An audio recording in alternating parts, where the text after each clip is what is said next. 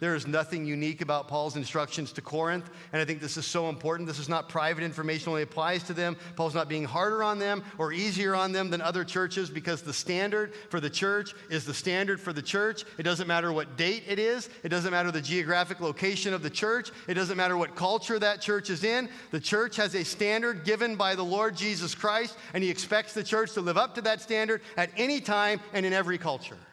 It doesn't matter whether it's Desert Hills Bible Church here in Glendale, Arizona, or whether it's one of the many Desert Hills Bible churches in Kenya, Africa. And if you don't know about Desert Hills Bible Church in Kenya yet, because there's, I think, 4 of them, but maybe Jason remembers how many there are now. There's at least 4 of them in Kenya, and there's some others in some other countries now in Africa. Desert Hills Bible Church is popping up all over the place in Africa. You can ask Bob and Nancy Jones how Desert Hills Bible Church got to Africa. But it doesn't matter whether it's Desert Hills Bible Church in Glendale or whether it's Desert Hills Bible Church, Kenya. Christ's standard is the same for every church, in every place, in every culture. And so Timothy is going to come and remind the Corinthians of God's standard for his church. Now, this raises 2 important questions for us. Question number 1 is this: am I setting an example people can follow? Is my life shaped by the cross, so that when people look at my life, if they follow my example, they become more like Christ? It should be the goal. That should be our desire. Set an example for those that are behind you in their faith, those that are less mature than you. Maybe you're not going to be the example for everyone. Of course not. But are you an example for anyone to follow? Here's the second question: whose example do we follow?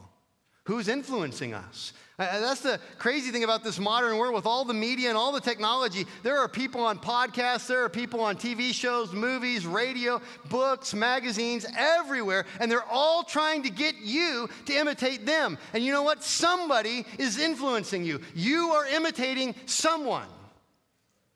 You think, I'm an original, I'm an individual. No, you're not. Neither am I. People have influenced me, right? I'm deceiving myself. I think I've never been influenced by anybody. That's ridiculous. I've been influenced by people. The question is who? Who am I letting influence me? Who am I letting shape my life? Whose example am I following? Who am I imitating?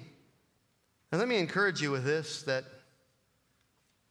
the people you find to imitate need to be people you know, that you've met in person, that you interact with on a regular basis.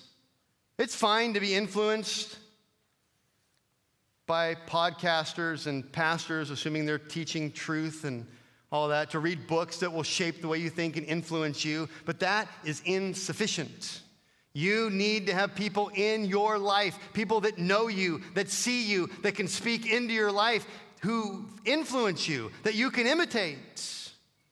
You need to be able to see their life. You don't know anything about pastors that live on the other side of the country, pastoring a church that you've never met. You don't know what their marriage is like. You don't know what their kids are like. You don't know how they treat their wife. You don't know how they treat their neighbor. You don't know any of those things.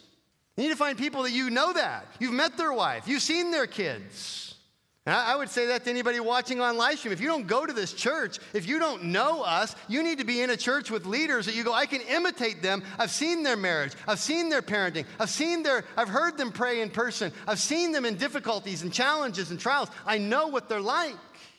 It's great to have online sources or books or whatever that help us refine our thinking to be more biblical, but it is imperative we find people in our lives that help push us, who know us and we know them.